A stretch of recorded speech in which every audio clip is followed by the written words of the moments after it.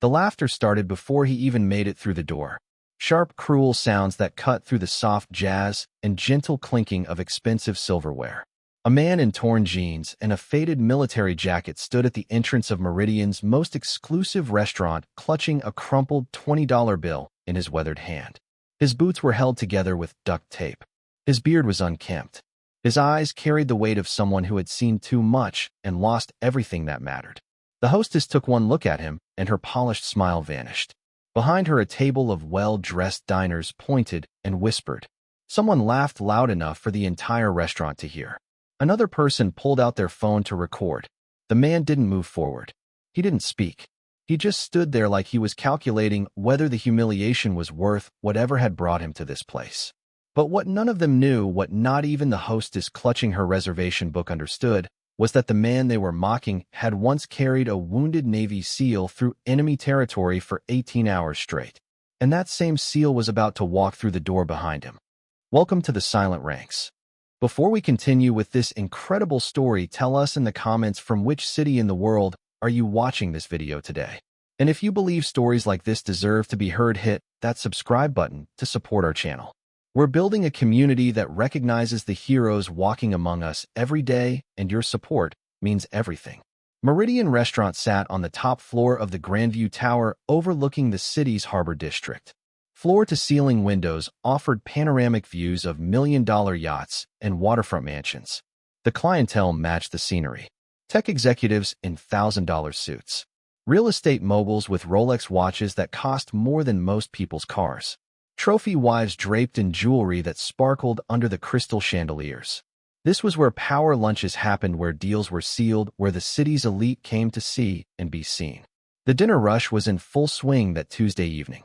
Every table was occupied by people who belonged, or at least looked like they did. The sommelier moved between tables with bottles of wine that cost more per glass than most people spent on groceries in a week. Waiters glided across the marble floors with practiced precision, carrying plates of food that resembled works of art more than actual meals. The atmosphere was perfect, controlled, exclusive, everything designed to make the wealthy feel even wealthier and the powerful feel even more powerful. The kind of place where homeless people were a distant concept, a problem that existed somewhere else in someone else's neighborhood where someone else dealt with it. That's why when the automatic doors slid open and Marcus Thompson stepped inside, the entire restaurant seemed to hold its breath. Not out of respect, out of shock, out of the sudden realization that their carefully constructed bubble had been invaded by reality. Marcus moved slowly, like every step required careful consideration. His military jacket hung loose on his thin frame, the fabric faded from years of wear and weather. The name tape had long since fallen off, but the outline remained visible against the darker fabric underneath. His jeans were torn at the knees, not from fashion, but from necessity. His boots had walked thousands of miles on concrete and asphalt, wearing down the soles until they were paper thin. He carried himself with perfect posture despite everything. Shoulders back, head high, spine straight. The bearing of someone who had been trained to stand at attention even when the world was falling apart around him. But his eyes told a different story. They darted around the room, taking in every face, every exit, every potential threat. The hypervigilance of someone who had learned that safety was never guaranteed and comfort was always temporary. The hostess, a young woman named Sarah who had been working at Meridian for 3 years, stared at him like he was speaking a foreign language. She had handled difficult situations before. Customers without reservations. People who complained about wait times. Drunk executives who got too handsy with the waitstaff. But this was different. This was someone who clearly didn't belong, and everyone in the restaurant knew it. At table 12, a group of real estate developers stopped their conversation mid-sentence. One of them nudged his colleague and pointed.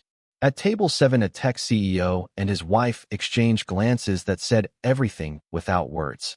Near the window, a pharmaceutical executive leaned toward his dinner companion and whispered something that made both of them chuckle. The whispers spread like wildfire. Someone said PTSD. Someone else said homeless shelter. A woman in a designer dress pulled her purse closer to her body as if Marcus might grab it and run. The laughter started small. Nervous giggles that people tried to hide behind napkins and wine glasses. But it grew bolder as more people joined in. The cruelty feeding on itself until it filled the entire restaurant. Marcus heard every word, every laugh, every cruel comment. But he didn't react, didn't defend himself, didn't explain why he was there. He just stood perfectly still, clutching that $20 bill, watching the hostess struggle to find words that wouldn't sound too harsh, while still making it clear that he wasn't welcome. Behind him on the street level, a black sedan pulled up to the curb. The man who stepped out wore dress blues with ribbons and medals that told the story of someone who had served in places most people couldn't pronounce. His uniform was immaculate, every crease perfect, every button polished to a mirror shine. He moved with the fluid confidence of someone accustomed to command.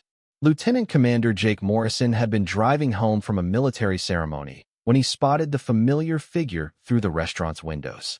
It had been 12 years since he'd seen Marcus Thompson. 12 years since the night in Afghanistan when Marcus had saved his life and the lives of 3 other SEALs. 12 years since the explosion that had ended Marcus's military career and started a downward spiral that Jake had only heard about through mutual friends. Jake had tried to find Marcus over the years, had reached out through veterans organizations and military networks. But Marcus had disappeared into the shadows that seemed to swallow too many veterans who came home carrying invisible wounds. Jake had assumed the worst, had attended memorial services for other brothers who hadn't made it home from their own personal wars, had wondered if Marcus was still alive, if he was getting help, if he even remembered the night that had changed both their lives forever. Now seeing Marcus standing in that restaurant surrounded by mockery and cruelty, Jake felt something he hadn't experienced since his last combat deployment. Pure focused rage mixed with absolute determination. He didn't care about the ceremony he was supposed to attend, didn't care about the dinner waiting for him at home, didn't care about anything except the man standing alone in that restaurant who deserved better than what he was receiving. Inside Meridian, the laughter was getting louder. Someone had started recording with their phone, hoping to capture what they thought would be an amusing story to share with friends. The hostess was looking around desperately for the manager, hoping someone else would handle the situation. The security guard near the elevator was taking a step forward, clearly preparing to escort Marcus out. Marcus saw it all happening, saw the phones, heard the laughter, watched the security guard approach. He had been in worse situations, had faced actual enemies with actual weapons who wanted to kill him and everyone he cared about. This was just embarrassment. Just people who had never been tested showing their true colors when they thought no one important was watching. He was about to turn around and leave, to walk back out into the night and find somewhere else to spend his $20. Somewhere that didn't require him to pretend he belonged in a world that had moved on without him. Somewhere that didn't remind him of everything he had lost and everything he would never get back. But then the elevator doors opened and Jake Morrison stepped out. The restaurant's atmosphere shifted immediately. Not because anyone recognized Jake, though his uniform commanded instant respect, but because of the way he carried himself. The way he scanned the room with the practiced eye of someone who assessed threats for a living. The way he moved with purpose and authority that couldn't be faked or bought. Jake's eyes found Marcus immediately. Across the crowded restaurant, through the sea of expensive suits and designer dresses, 2 veterans locked eyes. Marcus straightened even more, if that was possible. Jake nodded once. A small gesture that communicated everything they needed to say without words. The laughter died. The whispers stopped. Even the soft jazz seemed to fade into background noise as Jake began walking across the restaurant. He didn't hurry, didn't announce himself, just moved with the steady, confident pace of someone who knew exactly where he belonged and didn't need anyone's permission to be there. People turned to watch him pass. The ribbons on his chest told stories of battles fought and won. The insignia on his collar spoke of leadership earned through fire and blood. The bearing of his shoulders announced that this was someone who had commanded men in combat and brought them home alive. But Jake wasn't looking at them, wasn't acknowledging their stares or their whispered questions. His attention was focused entirely on Marcus Thompson, the man who had carried him through the mountains of Afghanistan when shrapnel had torn through Jake's leg. The man who had refused to leave anyone behind, even when staying meant risking his own life. The man who had earned the right to walk into any restaurant in America and be treated with dignity and respect.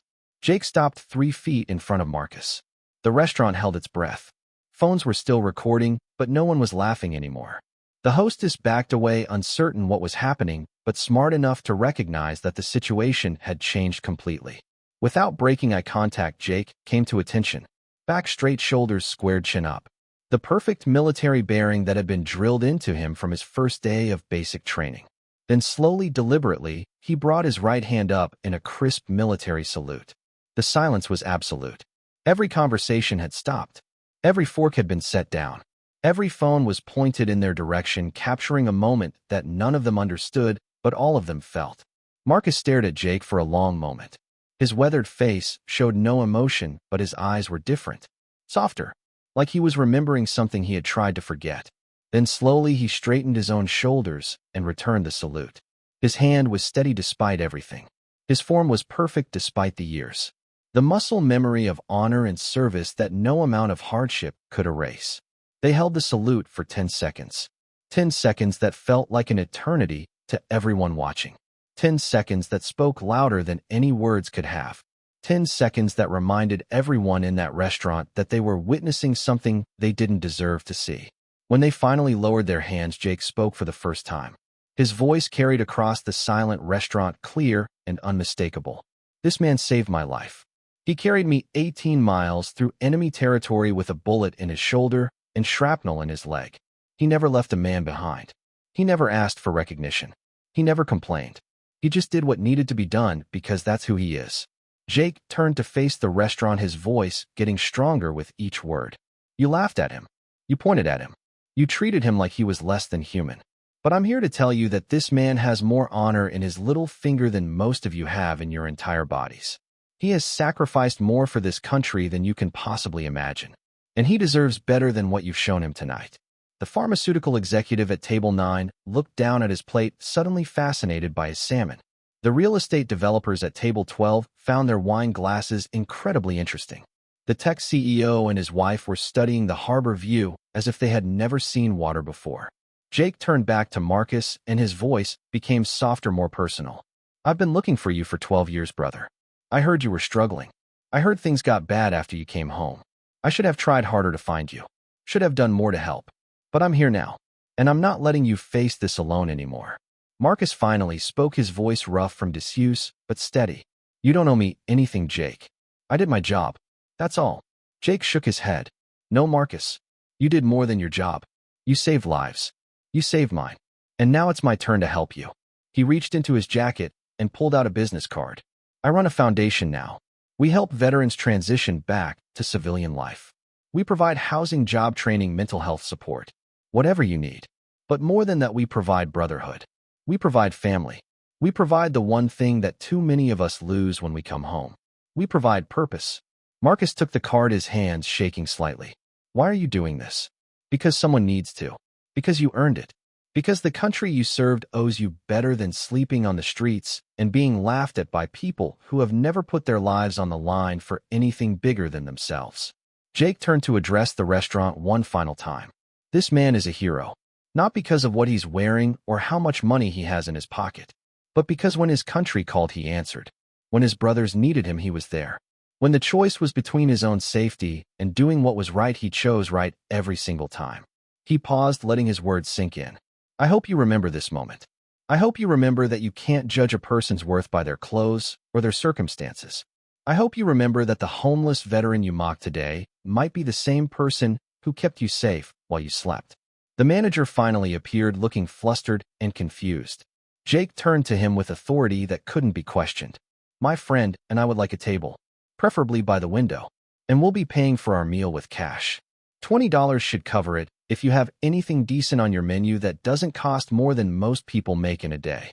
The manager nodded quickly. Of course, sir. Right this way. Your meals are on the house tonight. It would be our honor. Jake and Marcus followed the manager to the best table in the restaurant. The table that usually required reservations months in advance. The table that overlooked the harbor and the city lights. The table where two veterans could sit in dignity and remember what it felt like to be brothers in arms. As they sat down, Marcus looked around the restaurant at the faces that had been mocking him minutes earlier. They were all looking away now, ashamed, embarrassed, finally understanding that they had revealed something ugly about themselves that they couldn't take back. The waitress approached, nervously offering menus and water. Jake ordered for both of them. 2 steaks, 2 sides of vegetables, 2 pieces of pie for dessert. A meal between friends who had earned the right to sit wherever they wanted and be treated with respect. As they waited for their food, Marcus finally spoke. "I lost everything, Jake. My wife left. My kids won't talk to me. I couldn't hold a job. Couldn't sleep. Couldn't stop seeing the faces of the people we couldn't save. I tried to get help, but the system is broken. Too many of us need help, and not enough people care." Jake listened without interrupting, without judging, without offering easy answers to complicated problems.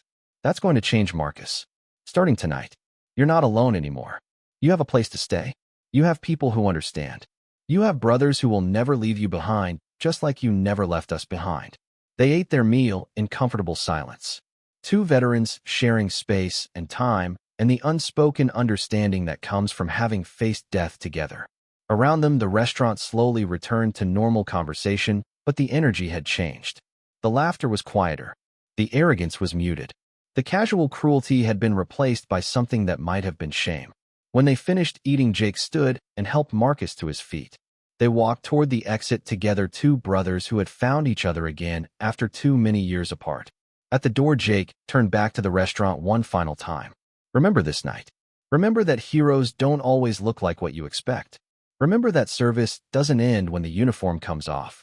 And remember that how you treat people when you think no one important is watching says everything about who you really are." They walked out into the night together. Marcus no longer alone. Jake no longer wondering if his brother had survived the war at home. Behind them, the restaurant slowly emptied as people went back to their comfortable lives. But some of them carried something different with them. A memory of a moment when their assumptions were challenged. A reminder that courage and sacrifice don't always come with recognition. A lesson that dignity isn't determined by bank accounts or zip codes. Marcus Thompson spent that night in a real bed for the first time in months. In a facility run by Jake's Foundation, where other veterans understood his struggles without explanation. Where nightmares were met with patience instead of judgment. Where service was honored instead of forgotten. Jake Morrison went home to his family, but not before making calls to ensure that Marcus would have everything he needed. Not just shelter and food, but counseling and job training and the support system that should have been waiting for him when he first came home from war. The story spread through social media within hours. Videos of Jake's salute and speech went viral. Comments poured in from people who had witnessed the encounter and from others who wished they had been there to see it. Most of the comments were supportive. Some were critical of the restaurant patrons who had laughed. A few were critical of Jake for making a scene. But the story that mattered most wasn't told on social media. It was told in the months that followed as Marcus slowly rebuilt his life. As he found work that gave him purpose. As he reconnected with family members who had given up hope. As he became a counselor himself, helping other veterans navigate the difficult transition from service to civilian life. The story that mattered most was told in the lives that were saved because someone cared enough to look beyond appearances and see the person underneath. Because someone remembered that service doesn't end with discharge papers. Because someone understood that heroes don't always wear uniforms and medals don't always shine. Marcus Thompson never asked for recognition. Never asked for charity. Never asked for anything except the chance to be treated like a human being. That night at Meridian Restaurant, he got more than that. He got his life back. He got his dignity restored. He got the brotherhood that had been missing since he left the military. But more importantly, he got the chance to help others avoid the same fate. To be the person for someone else that Jake Morrison had been for him. To prove that heroism isn't about the moments of glory. It's about the choice to keep serving even when no one is watching. Even when no one cares. Even when it costs you everything you have. Sometimes the people we overlook are the ones who deserve our attention most.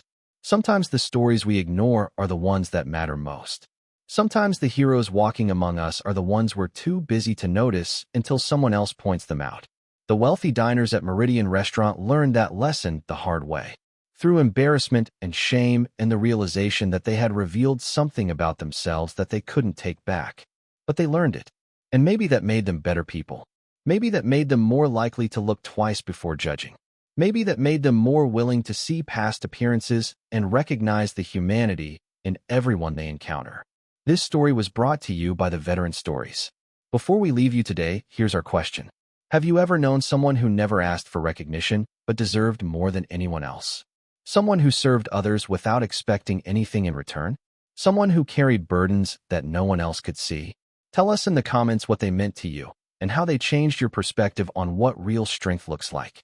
And if you think stories like this need to be heard, if you believe that heroes deserve to be recognized, even when they're not wearing uniforms, hit that subscribe button to support our channel.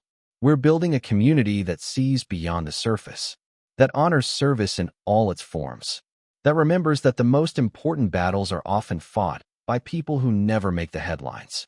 Thank you for watching. Thank you for caring. Thank you for being part of a movement that chooses to see the best in people even when it's hidden beneath layers of hardship and pain. We'll see you in the next story.